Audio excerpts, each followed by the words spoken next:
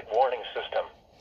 During potentially dangerous weather situations, specially built receivers can be automatically activated by the signal to warn of the impending hazard. Tests of the signal and receiver's performance are normally conducted by the National Weather Service between 11 a.m. and noon each Wednesday. If there is a threat of severe weather, the test will be postponed to the next available good weather day. Reception of this broadcast, and especially the warning alarm tone, will vary at any given location.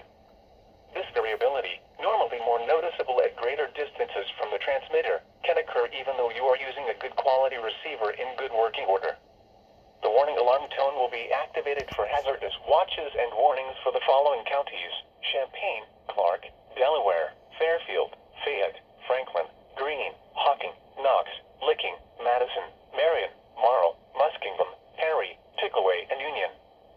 This concludes the weekly test of weather radio station KIG, 86 Columbus, Ohio.